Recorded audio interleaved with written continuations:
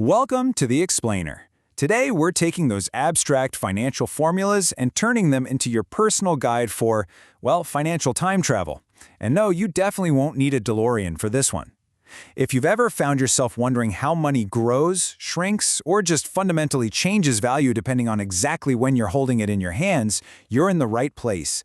We are going to unlock the absolute foundational secret of corporate finance, the time value of money. Here's our quick roadmap for today.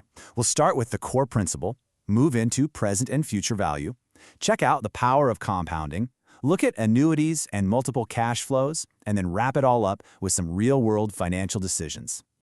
All right, let's jump right into Section 1, the core principle, mapping money across time. So, the foundational rule of literally all finance is the time value of money, or TVM for short.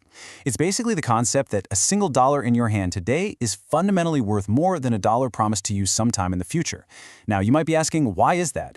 Well, it all comes down to opportunity cost and risk. You see, having cash right now means you can invest it to make it grow. If you're forced to sit around and wait for it, you're actively losing out on the interest you could have been earning. Plus, let's be totally honest here, the future is never guaranteed, right? To visualize this, imagine our financial time machine as a super simple timeline. We're starting at time 0, that's today. Then we travel through year 1 and arrive at year 2, where a cool $100 lump sum is just sitting there waiting for us. That R% you see connecting them, that's our interest or discount rate.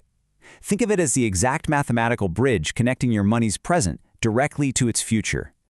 Moving on to Section 2. Present and future value, the mechanics of time travel. Now, to actually go forward in time, we need interest. But, and this is absolutely crucial, not all interest is created equal. Simple interest means you're only earning interest on your original principal. It's linear, and frankly, it's a little bit boring. The true, unbelievable engine of wealth is compound interest, where you actually earn interest on your interest. It's actually said that Albert Einstein called compound interest the eighth wonder of the world, because by reinvesting those past earnings, your money literally starts doing all the heavy lifting for you. Okay, let's look at Section 3, the power of compounding. Seeing is believing. Take a look at how that top blue shaded area grows over time.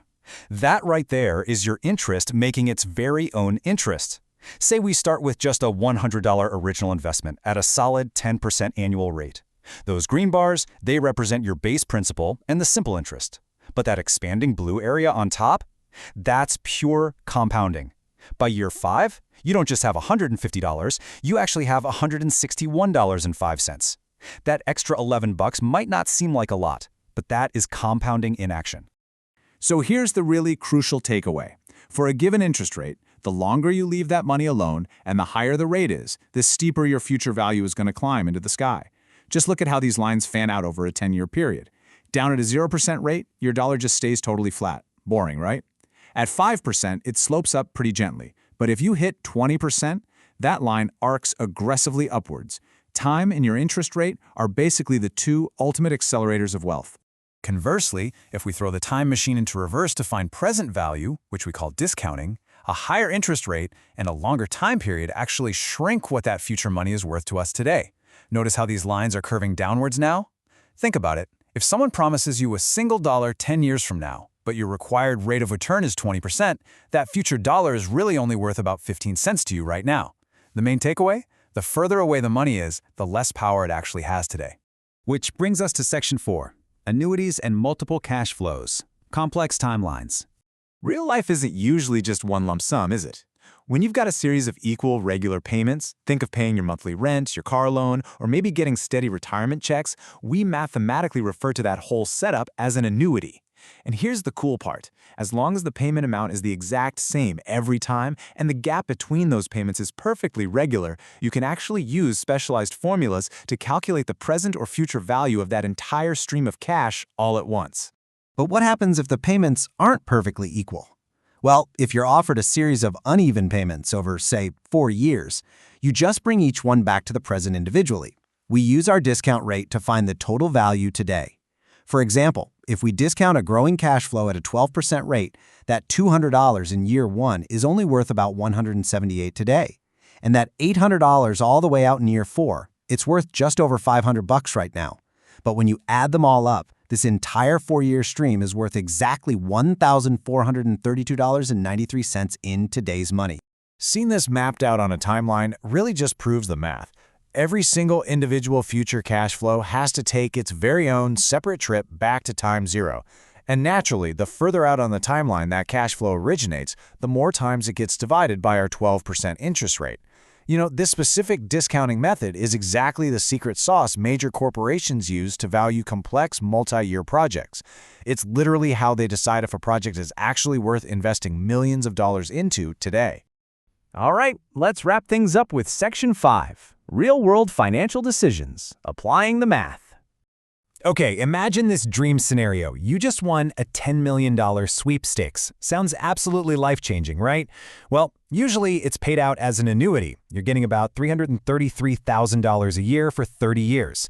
Now, if we run our present value math on that using just a 5% rate, it tells us a pretty harsh truth. That prize is actually worth significantly less than $10 million today.